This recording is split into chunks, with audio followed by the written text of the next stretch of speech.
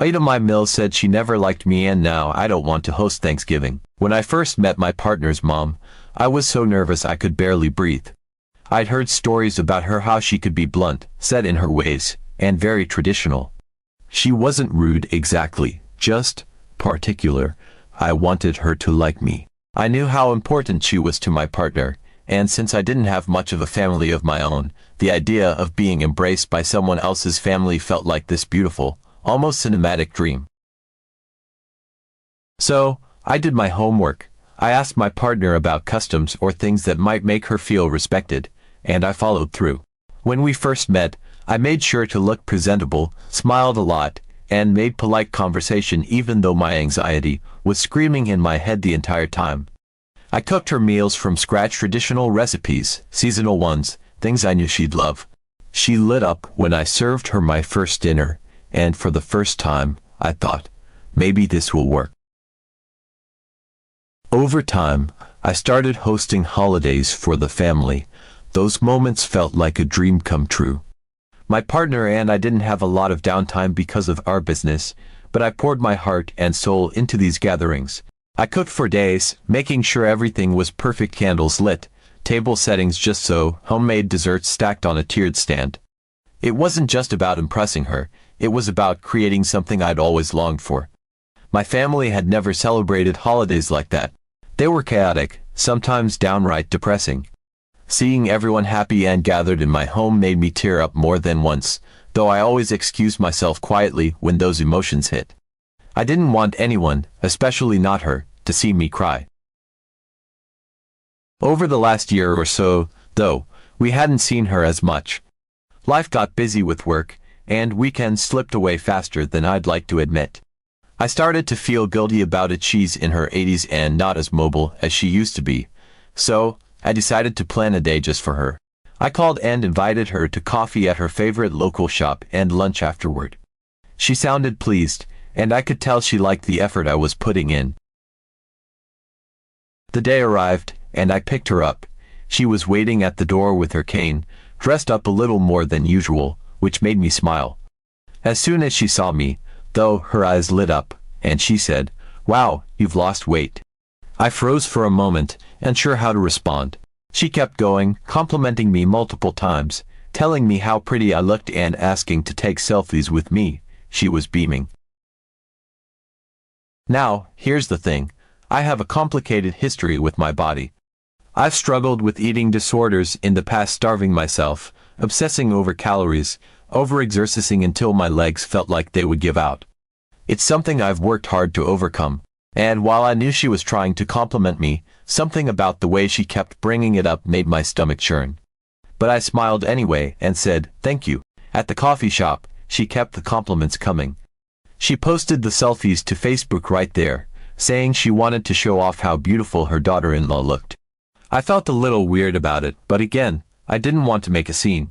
I kept telling myself, she means well, she doesn't know. When we got to the restaurant for lunch, she started in again. "You look great now," she said. "You were okay before, but too overweight." My breath hitched, and I felt this sharp sting in my chest. I don't even know why it hurt so much. I've heard worse in my life. But the way she said it so matter of fact, like it was just an observation, caught me off guard. I blinked back tears, trying to focus on the menu, though nothing looked appealing anymore. When the food came, I couldn't eat. I pushed my salad around on the plate, nibbling on a few dry bites here and there, while she and my partner chatted and ate like everything was normal. Maybe they didn't notice, or maybe they just didn't say anything. Either way, I felt like I was underwater, every word muffled, every movement slow. After lunch, she needed to use the restroom, so I helped her up and steadied her as we walked. She washed her hands while I stood nearby, and out of nowhere, she turned to me and said, "You know, I never liked you, but you're okay now." My brain short-circuited. I didn't know what to say, so I just stood there, holding her cane while she dried her hands like she hadn't just dropped a bomb on me. I felt like I'd been punched in the gut. This whole time, I thought I was building something, earning her approval, creating a bond, but to hear her say she'd never liked me? And the fact that she thought this was somehow a compliment, I couldn't process it. I don't know what it was about that moment, but it broke something in me. It wasn't just the comment though that alone had been bad enough, but the accumulation of everything. All the effort, the emotional labor, the care I'd poured into trying to be accepted and loved, and then hearing her bluntly say she'd never liked me until now. It felt like everything I'd done was worthless. Like I was worthless unless I fit some arbitrary standard of hers. And the weight of that realization hit me like a freight train. When her words sank in, I felt my face flush, my throat tighten, and my vision blur with tears I couldn't fight back anymore.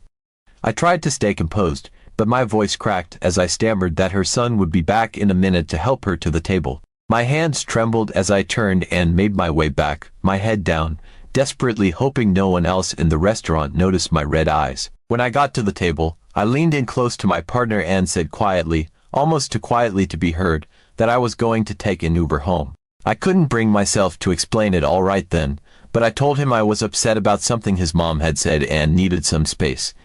I could feel him looking at me, confused, maybe even annoyed, but I didn't care. I wasn't going to sit there, pretending everything was fine, while the lump in my throat threatened to choke me. As I walked out of the restaurant, I heard his mom calling my name. Her voice wasn't angry, it was light, almost concerned, but I couldn't face her. I kept walking, fumbling for my phone, and ordered an Uber as quickly as I could. The ride home was a blur. I stared out the window, watching the city pass by without really seeing it, replaying her words over and over in my head. I never liked you, but you're okay now. The worst part wasn't even the words themselves. It was the deeper implications. Had she always been pretending to like me? Were all those holidays, the compliments on my cooking, the smiles, and the laughter at my table just fake? Was she only tolerating me because I was the woman her son chose, and now that I'd lost weight, I was finally worth something to her? It felt so hollow, like every warm memory I'd cherished had been tainted. By the time I got home, I was angry, not just at her, but at myself. I had bent over backward for this woman. I'd hosted countless holidays, spent hours planning meals, cleaning, decorating everything. I'd been the one pushing my partner to visit her, to keep the relationship strong. Every coffee date, lunch, or dinner we'd had was because I made it happen. Not him, me. And now she thought it was fine to casually dismiss me like that. To reduce my worth to the number on a scale, it wasn't just hurtful, it was dehumanizing. When my partner got home later, I could tell he was annoyed. He didn't understand why I'd left, and I didn't feel like explaining it all over again, but I tried.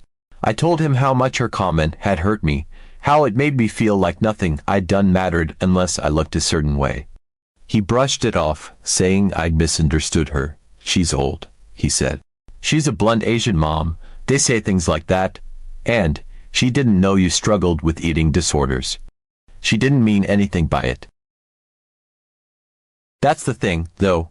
Whether or not she meant to hurt me doesn't erase the fact that she did. Intent doesn't negate impact. And what really stung was that my partner didn't seem to get it. He chalked it up to a cultural difference or generational gap, excusing her behavior without acknowledging how it made me feel. He even said it was normal for mothers not to like their sons' partners at first because we take them away. That floored me. Take him away. I wasn't the one who distanced him from her, he made those choices himself. If anything, I was the one trying to bridge the gap between them. I started thinking about Thanksgiving. It was coming up in a few weeks, and the thought of hosting another holiday for his family made me feel sick. Why should I spend days cooking, cleaning, and stressing, just to welcome someone into my home who only decided I was okay now that I'd lost weight? Someone who never liked me in the first place. It felt like a slap in the face. But canceling Thanksgiving felt like a big step, one I wasn't sure I had the right to take. I worried I was overreacting, that I was being overly sensitive. She's old. She's blunt. She doesn't know my history. Those were the excuses I kept repeating to myself, trying to justify her behavior and convince myself to let it go. But no matter how much I tried to rationalize it, the hurt didn't go away. At the same time, I couldn't stop thinking about the emotional labor I'd been carrying in this relationship, not just with his mom, but with his family as a whole. I was the one who made sure the holidays were perfect, the one who reached out, the one who kept the traditions alive. And yet, I was the one being told I'd taken him away. The injustice of it all made my blood boil. I kept thinking about how much effort I'd put into those holidays, how I stayed up late to bake pies from scratch, triple-checked every detail of the table settings, and made sure everyone's favorite dish was on the menu. I thought about how exhausted I'd been after each one, how my feet ached from standing all day, and how I barely got to enjoy the meals because I was too busy making sure everyone else was happy.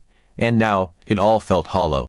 Why should I deplete myself to create a beautiful Thanksgiving when I wasn't even sure I wanted to be around these people anymore? I don't know what I'm going to do yet. Part of me feels like canceling Thanksgiving is the right choice, not as a punishment, but as a way to reclaim my boundaries and protect my mental health. But another part of me wonders if I'm being selfish, if I'm ruining the holiday for everyone else over something I should just let go. I'm torn between wanting to stand up for myself and wanting to keep the peace. Update 1. The next day, my phone buzzed with an incoming call. It was my partner's mom. I stared at the screen for a long moment, my stomach twisting into knots. I didn't want to answer. I wasn't ready to face her or the complicated tangle of emotions her words had stirred up in me. But the phone kept ringing, insistent, and eventually, I sighed and swiped to answer. Her voice was bright and cheerful when she greeted me, almost as if nothing had happened the day before. "How are you doing?" she asked. I forced myself to reply politely, keeping my tone neutral, though my chest felt tight. I didn't want to let on how hurt I still was, but I also didn't have the energy to fake warmth. I told her I was fine, just busy with work. Then came the question I'd been dreading. "Why did you leave so early yesterday?" she asked. There was a hint of curiosity in her tone, maybe even concern, but I couldn't bring myself to answer right away. I considered making up an excuse, something vague about errands or work, but before I could fully commit to the lie, she cut me off. "Don't lie," she said firmly. Her bluntness hit me like a slap. It wasn't rude, exactly, it was just how she was, direct to the point of discomfort. She asked if I was upset about something she'd said, and for a moment, I was tempted to deny it, to brush it off and tell her no, everything was fine, because that's what I'd always done. But the truth was, I was upset, and pretending otherwise didn't feel fair to me or to her. I stayed silent, unsure of how to respond. She took my silence as confirmation and said she hadn't meant to offend me. She said she'd just been telling the truth. That she liked me now and had no problem saying so. Her words felt like a double-edged sword. On one hand, she was trying to make amends. On the other, it still stung that her affection seemed conditional, tied to how I looked or how much I weighed. I found myself blurting out how hard it was to reconcile her words. I told her it felt like she only liked me because I'd lost weight, and that made everything I'd done to please her feel hollow. I told her I'd put so much effort into making her feel welcome, cooking for her, planning holidays, and going out of my way to strengthen her relationship with her son. And yet, all of that seemed to pale in comparison to how I looked. Her response was quick, almost too quick. The words tumbled out in a rush, as though she had rehearsed them in her head before picking up the phone. She said she appreciated everything I'd done over the years, that she wasn't ungrateful for my efforts, and that she didn't mean to make me feel undervalued. But there was something in her tone, a tightness, a defensiveness that didn't quite match the sentiments she was trying to convey. It was as if she was saying the right words but couldn't hide the sharp edge beneath them. I wondered, not for the first time, if she truly understood the weight of her words and how deeply they had cut. The kind of hurt they left behind wasn't fleeting. It lingered like an ache you couldn't quite shake. Then, almost as if to deflect or soften the conversation, she changed gears abruptly. She asked if I needed help cooking for Thanksgiving this year. Her voice had taken on a lighter, more casual tone, but the question still caught me off guard. It felt out of place, jarring in its sudden shift from an apology or at least an attempt at one-two logistical planning. I hesitated, unsure of how to respond. For a moment, I let the silence stretch between us, weighing her words and what they might mean. When I finally answered, my voice was cautious, like stepping onto thin ice. I told her I wasn't sure yet, that I might not host Thanksgiving this year at all. The pause that followed was palpable, almost vibrating with the tension it carried. I could feel the weight of her silence on the other end of the line, like she was gathering her thoughts or her composure. When she finally spoke, her words came out sharp, almost incredulous. "Why not?" she asked, her tone filled with disbelief that was impossible to miss.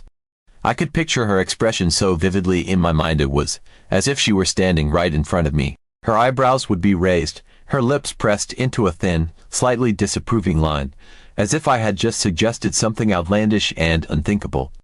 Canceling Thanksgiving, canceling tradition was, to her, not just unexpected but almost sacrilegious.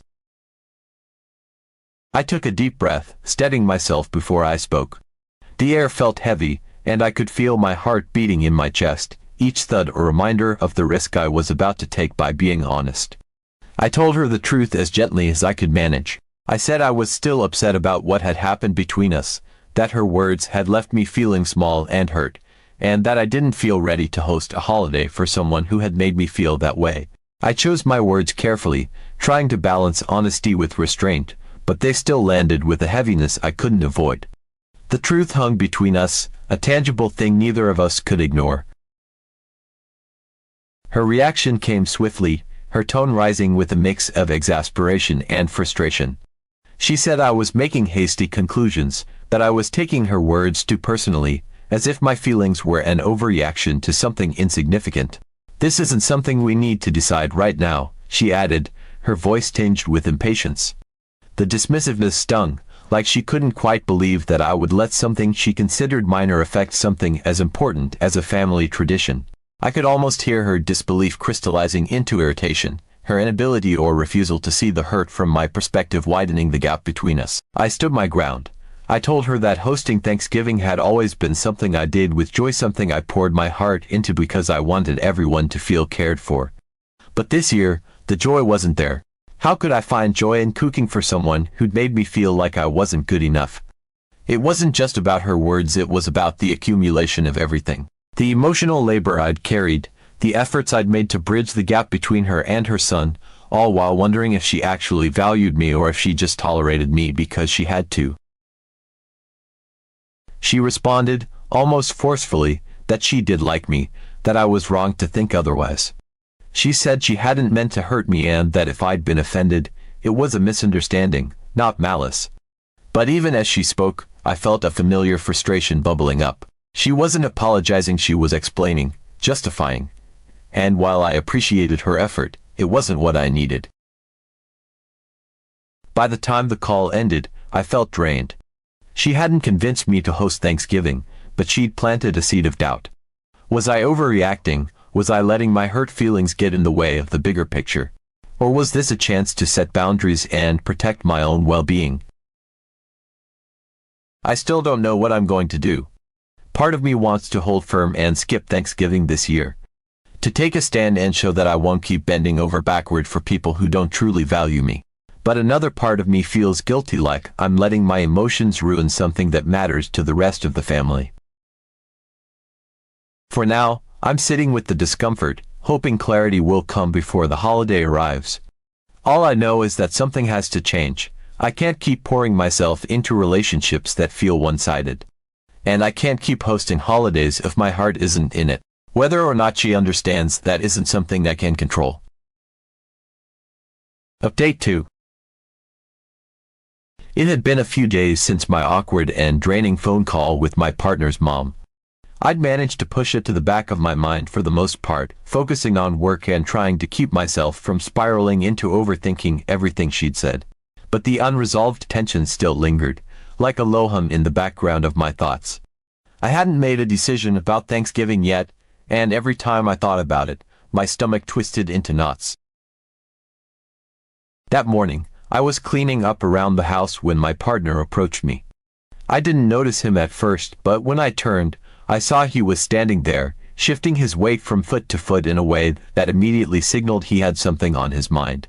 He looked hesitant, even uncomfortable, and I knew whatever he was about to say wasn't going to make me feel better. "She wants to talk to you," he said after a pause, and for a moment, I didn't even realize he was talking about his mom. But then it clicked, and I felt a sudden rush of irritation. Of course, he hadn't said a word about the situation until now, until his mom had likely pushed him to intervene. I couldn't help it. I laughed, sharp and humorless, not because it was funny but because it was so predictable. Finally, I said, my tone dripping with sarcasm, "You have something to say about all this." And honestly, it wasn't fair of me to say it like that. I knew he wasn't confrontational by nature, especially when it came to his mom. But after days of sitting in my own frustration and hurt, I wasn't exactly feeling charitable. He looked taken aback, and for a moment, he just stood there, as if weighing his next words carefully. Then, in the softest tone possible, he started talking about Thanksgiving. He said he understood why I was upset, but he thought it would mean a lot to everyone if we went ahead with the holiday as planned. He pointed out that it wasn't just about his mom, it was about the kids, about family traditions, about creating those special moments we'd worked so hard to build. Hearing him talk about it made me feel a confusing swirl of emotions. On one hand, I could see where he was coming from. Thanksgiving had become this cornerstone of our family life, something the kids looked forward to and something I'd always taken pride in hosting. But on the other hand, I couldn't shake the feeling of resentment bubbling beneath the surface. Was I really supposed to just brush off everything that had happened and carry on as if nothing was wrong? I told him I'd think about it. It was the only thing I could say in that moment, because I didn't trust myself to say more without either breaking down or snapping at him. He nodded, as if he'd expected that answer, and left me alone to stew in my thoughts. The rest of the day passed in a haze. I tried to focus on work, but my mind kept drifting back to Thanksgiving. The idea of hosting it felt exhausting, not just physically, but emotionally. It wasn't just about the cooking or the cleaning or the planning. It was about the underlying hurt I felt, the sense that I'd been bending over backward for people who didn't truly appreciate me. And yet, I couldn't deny that there was a part of me, probably the people-pleaser part, that didn't want to let anyone down. By the evening, my partner approached me again. This time, he was more direct. He said the kids had been asking about Thanksgiving, wondering if we were going to do it this year. That hit me harder than I expected. I hadn't thought about how my decision would impact them.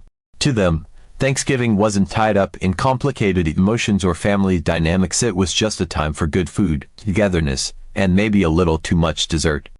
The thought of disappointing them made my chest ache, but at the same time, I couldn't ignore my own feelings. I couldn't ignore the way hosting had started to feel less like a joyful tradition and more like an obligation. I couldn't ignore how hollow it would feel to go through all the motions while still carrying the weight of everything that had been said and done. So, I told him I was still thinking about it. He nodded again, his expression unreadable, and left me alone, but this time, his words stayed with me. I couldn't stop picturing the kids' faces if I told them Thanksgiving was canceled. I couldn't stop thinking about the family recipes we always made together, the laughter and the chaos of everyone gathered around the table. I couldn't stop wondering if I was letting my emotions cloud my judgment or if taking a stand was the right thing to do, even if it was hard. Part of me wanted to dig my heels in, to say, no, I'm not doing this. Not this year. But another part of me wondered if there was a way to reclaim Thanksgiving for myself, if I could host it on my terms, without feeling like I was bending over backward for anyone else.